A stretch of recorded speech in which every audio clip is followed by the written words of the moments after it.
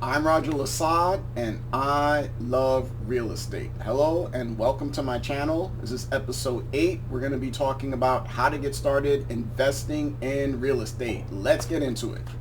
Alright guys, so I know the market has everyone worried. We're definitely seeing stock market going down, crypto's going down, companies are starting to let people go. And a lot of people like, hey Roger, is this a good time to invest? Should I wait? As I've always said, let the numbers and the data guide you. What do I mean by that? The bottom line is if you can find a deal, whether the market is hot, whether the market's cold, whether the market is sideways, that's what you need to focus on. In addition to the numbers, you've got to look at the data. So what do I mean by data?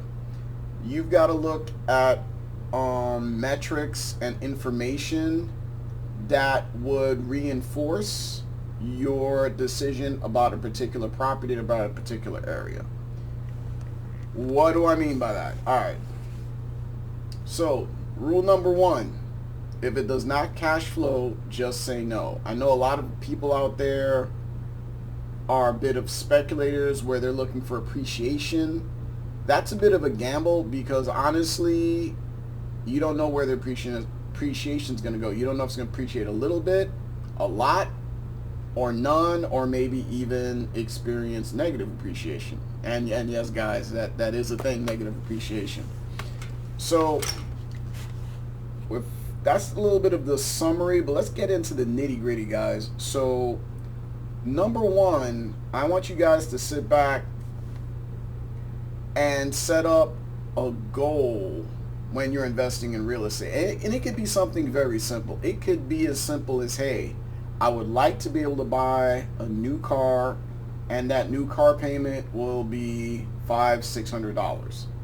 So then, with that being said, you're going to want to purchase a property that covers the cost of the car payment, insurance, gas, etc. Whatever that might be. Let's just say for argument's sake it's $1,000, right? Okay, boom. So now you're going to go out and you're going to look for a property that will cash flow about $1,000. And what do I mean by cash flow?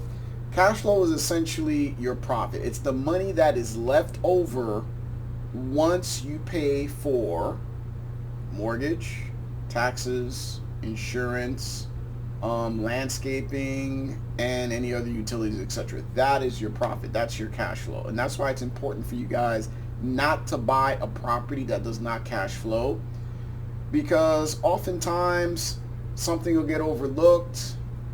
Maybe a new expense might come up. Maybe something might change with the taxes. And if you're just breaking even, and maybe you got to pay a couple of $100 extra a month in taxes, now you're negative cash flow. Now you have basically a negative investment. And I know you guys are like, well, it can still appreciate. Maybe, maybe not. So guys, first thing you're going to go out and do is when you're looking for a property is cash flow.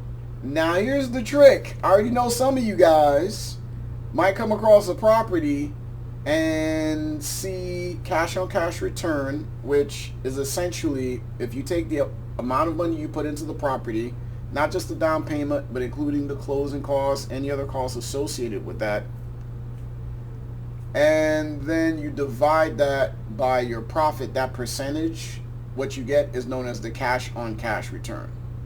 So in this market, a decent return would be in the high single digits. A great return would be in the low to mid teens, and a phenomenal return would be like 20% or up, right? So let's say you guys run across a property, you see 20% cash on cash. You're like, oh my God, Roger, I gotta do it. This is it. Pump your brakes a little bit, guys. There's more research that has to be done. Right off the bat, if you see a property with very high cash flow, or I should say very high cash on cash, the first question I want you guys to think of and to ask is, well, why is the seller selling this? If you had the goose that laid the golden egg, how likely would it be for you to sell that? My guess is probably not that likely. So when you see people selling stuff like that, you have to be kind of wary, because oftentimes, I mean, there's no other way to say it, sellers, agents, they will exaggerate cash flow, or they'll use yesterday's numbers for expenses, or in some cases the cash flow is high because there's been a lot of deferred maintenance. What does that mean? Well, when's the last time the roof has been done? Roofs typically last, well, depending on the type of the roof, but to keep it simple, your shingle roof typically lasts 15 to 20 years. So now if you see a house that's cash flowing, that has amazing cash flow, over 20%, maybe 30%, and you're like, I've got to get this. Well, how old is the roof? You find out roof hasn't been changed in 25 years. To change a roof is going to be pretty costly. It could be tens of thousands of dollars. So you need to find out what's going on with the roof. You need to find out what's going on with the air conditioning system. That is another costly expense if you have to change it. And then there are the water heaters. So right off the bat, guys, I want you to ask and find out, if this is such a great deal, why is the owner selling? What are the ages of the roof, the air conditioning unit or units, and the water heaters? Now, next on the list, you need to verify that your cash flow is actually accurate and that the expenses are actually accurate. And this is where you would ask to see the rent roll. Now, when you're dealing with smaller investors that are like, 1 to maybe 10, 15 units, you're probably not going to get anything superficial. It's probably going to be something they send you in an email or in a Word document, something that they typed up.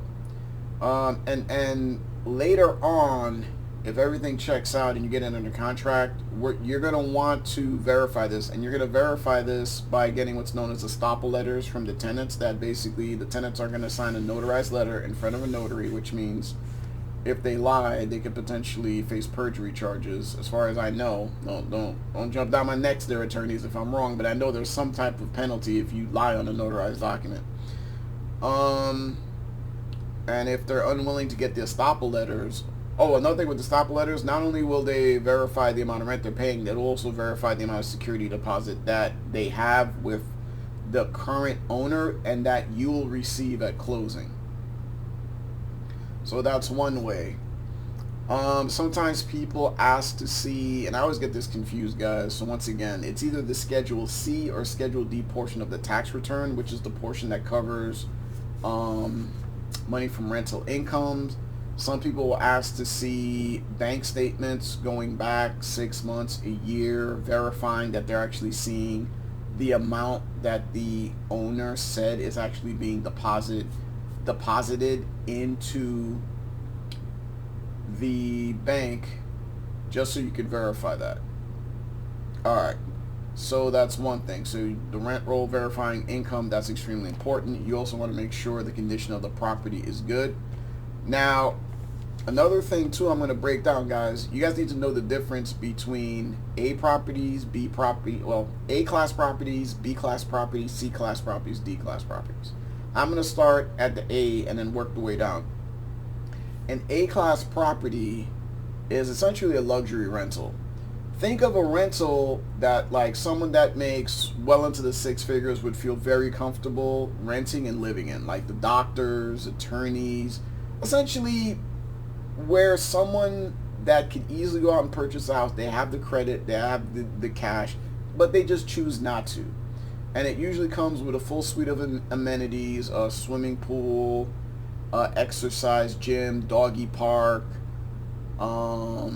spa, sauna, etc. Right? That would be your A-class property. It also tends to be newer. It's usually like not more than, I would say, maybe 5 or 7 years, somewhere around there. So the next you have is a B-class property, which in many cases is very similar to an A-class. It just has less amenities. Like, instead of having a full gym, it may just have a smaller gym. Instead of having a huge pool, it may have a smaller pool. but once again, it is very well maintained.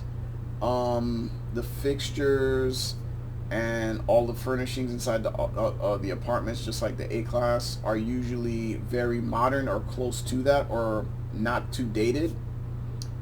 And this is where you would get managers of like restaurants, policemen, firemen, nurses, basically people that are making high five figures, that are making probably, on the higher side. I'd say anywhere from 60 to maybe around 75, 80, like in that range. So that would be a B class property.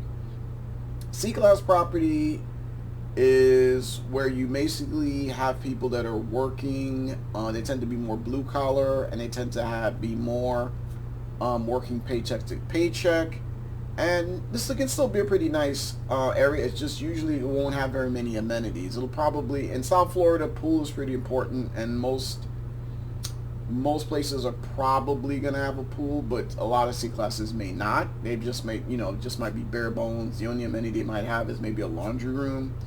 And then a D class property would be a property that is in really bad shape, probably distressed property. You probably have tenants that are paying either way below market or maybe not even paying at all, and that's the current landlord just hasn't really put in the effort to have those tenants evicted.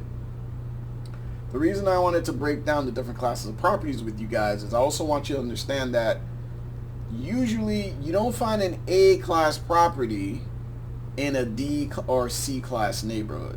So then this goes to what type of tenant do you guys want to attract, and more specifically, what type of tenant do you want to deal with as your renters. Now, the lowest risk is going to be with the A-class property. Those tend to be the people that have the high credit scores, they have really high incomes. Even if they get laid off, they tend to have savings for a considerable amount of time. So you just have less issues with those tenants. Now, with the lowest class property, I would recommend 90% of you deal with, which would be C class. And as I said before, these tend to be people that are working class. They're usually living paycheck to paycheck. They usually can't deal with a loss of income of more than a month. So, and they tend to be on the lower, on the low, not the lowest, but lower. They don't have as good credit as obviously the A-class people. They don't make as much, etc. So now you're probably asking, well, if I could have the A-class people, why would I deal with C-class or B-class? Well, here's the thing. Because the A-class people are less risky, you're going to pay for that. You're going to pay extra amount of money. And your returns are going to tend to be much lower. So for an A-class or even a B-class property, looking at cash-on-cash returns in the mid to high single digits, that's going to be a good return. So now the question is, if you want more of a return, well, you're going to have to take a bit more risk. So then you're probably going to have to look into a C class, where you could potentially get low to mid teens as far as a return there. And that's kind of the trade-off. So, all right, so now you guys understand the differences between A, B, C, and D class properties, as well as the fact that these properties usually don't tend to exist in a vortex all by themselves. They usually are part of a greater neighborhood. So now let's talk about what you guys want to deal with in regards to tenants. When looking at a property that has good cash flow, is in the type, is the class property that you would like to purchase, and it's the class neighborhood that you feel comfortable in operating in and working in, the next thing you've got to look at, you've already checked, make sure that it cash flows, you verified that the cash flow is correct, you verified the expenses. And actually, I say the next thing, but in reality, I should have said this was really one of the more initial steps. You have to forgive me. So realistically, let me back up here. Before you even go out and start looking for properties, the first thing you got to do is you got to establish the goal. Like what's the target you're trying to do every month. And then to be quite honest, you need to go out as, you know, I'm assuming you're going to finance. You need to go out and speak to a mortgage broker or a lender and get qualified, get pre-approved for a mortgage, because then that'll tell you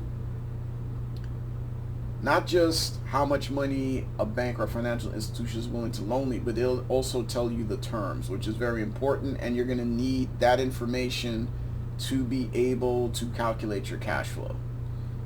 All right, so once you do that, then you go out, you find a property, cash flowing, and it's got to be cash flowing an amount that you're comfortable with. Once you find that,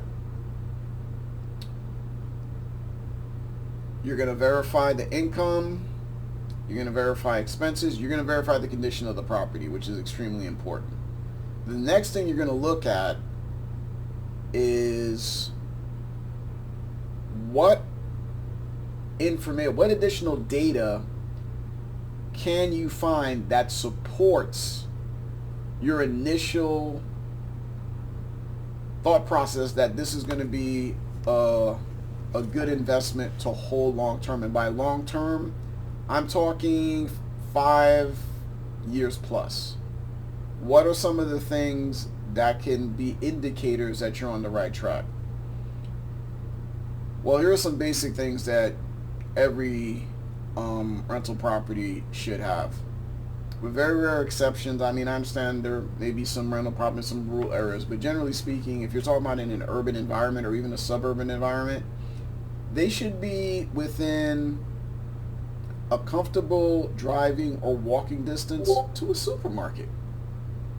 Because look, everyone's got to eat, and not not everyone's going to go to restaurants all the time. So the first thing I always check is how close are they to a supermarket, and are they close to what would be considered like the median supermarket in the area for the people that live in that area. In some cases that'll be a Walmart, in some cases that'll be Publix, some cases that'll be Winn-Dixie, some cases that'll be Kroger.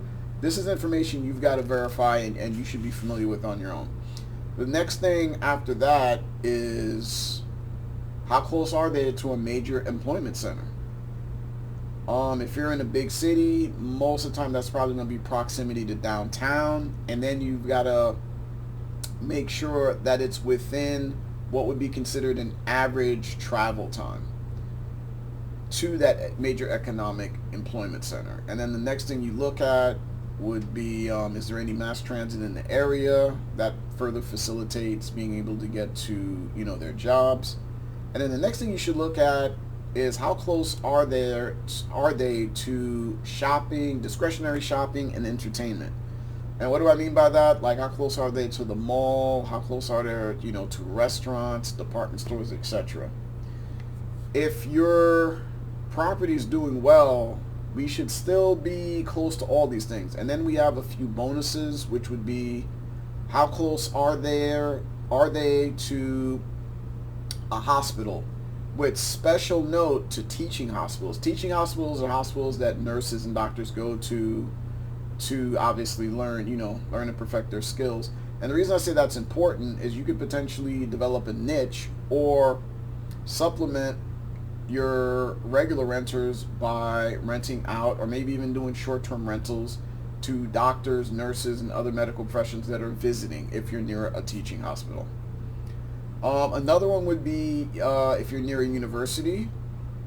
Now, the caveat with the university is I would recommend, instead of renting to students, you rent to the faculty. The faculty are going to be there longer term. They're more mature. They have more to lose. And let's be frank, I mean, obviously most college students do not have money. All right, guys? You definitely want to rent to people that actually have money, i.e. some source of income. Well, for most people, it's going to be a job. And, like a career path, since, most people that work at universities don't tend to move around a lot. Now, I know some of you guys are like, well, I mean, I'm right outside of an Ivy League school or a very expensive college. Okay, so here's a caveat. If you're going to rent to students, make sure you have their parents added to the lease.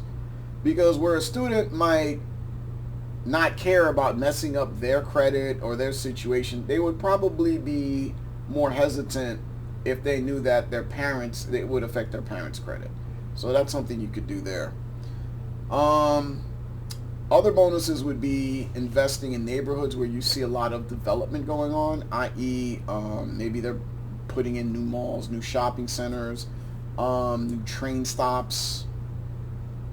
You're seeing new apartment complexes going up, things like that. Those are definite, good indicators that the neighborhood may appreciate, or I should say homes that neighborhood may appreciate down the line because of all the activity going on. And yeah, once that is taken care of, the next step would be to, as a realtor, I'd recommend that you find a good real estate agent that's investor friendly to help guide you through the process of writing up the contract, putting in the offer, negotiating, and all of the requirements that you have along the way to get to the closing table, as well as someone that can help you out if there are hiccups or anything that happens or goes awry, i.e. you do an inspection and some things come back and then you need someone to help you with the negotiation as to whether the seller is going to fix it and then deliver it to you, or if the seller is going to issue you a credit and then you will fix it after closing. But anyway, guys, that's kind of a brief primer on how to invest in real estate. Hope you guys enjoyed this video. If you did, give me that thumbs up, like, subscribe, and comment. I'm always willing to hear any ways that I can improve the channel. If you guys would like for me to start doing live videos, let me know. That's something I'm looking forward to start doing, and getting this channel to be a bit more interactive. I'm not sure, but I'm probably going to wait till I hit about 1,000 subs before I start going live. Or I don't know. If you guys really, in the comments, let me know that that's something you guys really want, I will consider doing that earlier. But right now I'm working on, I'm almost there, guys. Almost to 100 subs. And after that, every milestone, I'll revisit the topic of live videos. But yeah, that's something I really want to do, because I would like to definitely be able to read super chats and answer some of your questions as they're coming in. But in the meantime, if you guys have any ideas for new videos or topics, or any way you guys think I can make my videos better, please let me know. Very open to suggestions that I could do. But anyway, guys, I'm Roger Lasad. Long Monday. Still made the video. I had to make a video. My goal is to make at least 5 of these videos a week. So yeah, by the way, if I start slacking, I know you guys in the comment section, yeah, you can start roasting me. But anyway, guys, I will see you tomorrow and talk to you soon.